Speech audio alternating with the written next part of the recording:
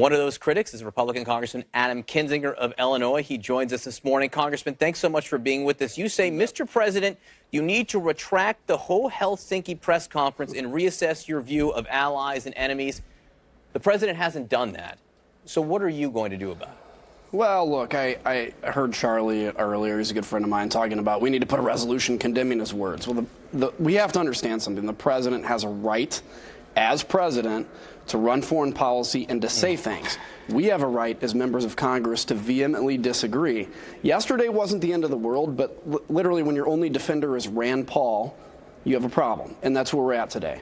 The president stood up yesterday and basically presented a moral equivalency with Russia.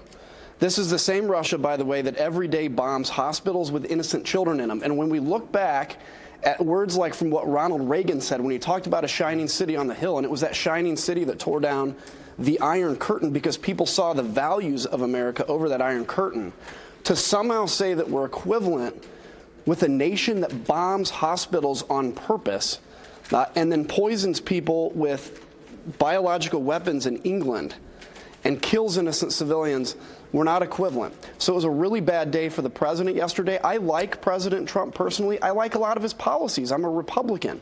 But it is incumbent on us to call out when something like yesterday happens, and I really hope the president today clarifies this, because I don't think this pro-Russia stuff is necessarily in his.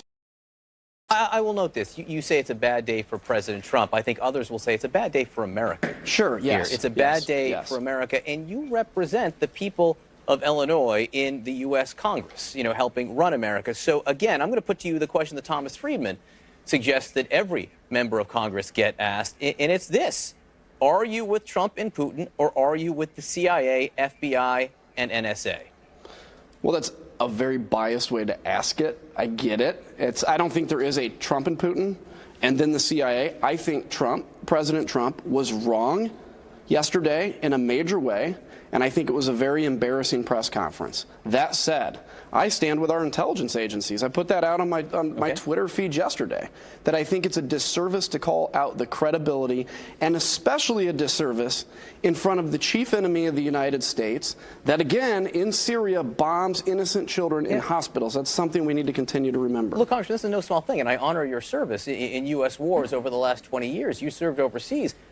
Our men and women in the intelligence communities are serving the country as well. Yep. Put yourself in their shoes. The President of the United States stood there side by side with Vladimir Putin and said, I'm hearing all these things from the intelligence community for our men and women who put their lives on the line to get us this information, but I don't believe it any more than I believe this guy standing beside me who has people murdered. Look, going into yesterday's meeting, I knew that there are probably going to be some things that you look at and you're like, I wish that wouldn't have happened. I expected the president. This is not an I wish, but is this an I wish? No, let me say it. Okay. I wished that, I thought it was going to be like that. To see what happened yesterday was shocking, and beyond that, it was beyond surprising, because I thought the president had come a long way over the last year in accepting this, even if he didn't like to admit it. I don't think Russia elected President Trump, but I do think they meddled in our election. So as Congress, I think, look, it is incumbent on us to speak out, first off, when we have mass disagreements like this. And secondly, I'd like to see maybe a resolution reaffirming America's support for NATO, reaffirming, however we want to word it, that Russia is an enemy, or a competitor at least, of the United States, and that they're doing really, really, really bad things around the globe, and there's no equivalence to the United States. What's the way it words? I don't know. But I think that is the kind of things we can do in Congress. We can't overcome the president's role of commander-in-chief. That's constitutional, but we can make very strong statements. No, but the legislator is a co-equal branch of government. But we don't get to make foreign policy like the president does. You don't? I would say the same things when President Obama was president. I was on your show saying the same thing. But you'd be perhaps if President Obama were in office, it would be harsher language, and I would like to see maybe Congress putting together a resolution here. Like to see maybe, isn't, Mr. President, stop this right now. Look, the House Ways and Means Committee going over to meet with the president today. Should they open that meeting? Do you want the members to sit there and say, Mr. President, before we talk about tax cuts, we've got to get this off our chest? You just heard America. Yeah, sure. Yeah, I mean, yes, I think this is a very big issue. And, what's amazing to me in this narrative, and it's going to continue for the next 24 or 48 hours, you have Republican members of Congress coming out and saying this was a big problem. And you're going to have some of my friends on the left that are saying they're just not doing enough. We'll never do enough about it. This is a big step to say this is a problem. And as Congress, we need to make statements. We need to come out and say what we need to say. And I'm telling the president this. There's a lot of stuff I like you as a person. There's a lot of stuff I like that you do. But this is a big problem, and you need to come out today and very much clarify this, not on Twitter, but I think in front of the cameras. Syria, you care deeply about Syria. Yes. President Putin yesterday said that I want to help the refugees of Syria. If there is, if you listed the top 4 people responsible for the refugee crisis in Syria, he would be easily, number 2 or 3 on that list, correct?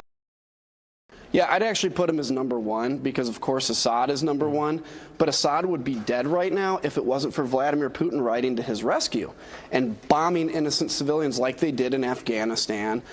They're doing now in Syria, and 500,000 dead Syrians. 50,000 children. 50,000 children have taken their last breath because of Assad, because of Iran, and because of Russia. You cannot cut deals with the devil, and you can never trust Russia. These are the same people that said Assad got rid of his chemical weapons. You cannot trust them. Last question. Your friend, former Congressman Charlie Dent, was just on with us. You heard him say what he heard yesterday. It makes me think that perhaps the Russians have something on President Trump.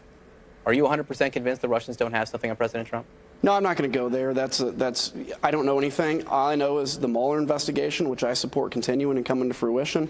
That's where all these questions are going to be answered. I don't believe there was collusion. I've seen no evidence of it, but I do believe there's a blind spot with the president in terms of, for whatever reason, this affection to Russia that I think he needs to clarify. Our allies are our allies. Our enemies are our enemies. You can deal with our enemies, but you don't do it from a position of weakness. That, for whatever reason, part is something that perhaps needs to be probed. Congressman Adam Kinzinger of Illinois, great to have you with us. Thanks so much for your time. Anytime. See you. Allison. All right, John.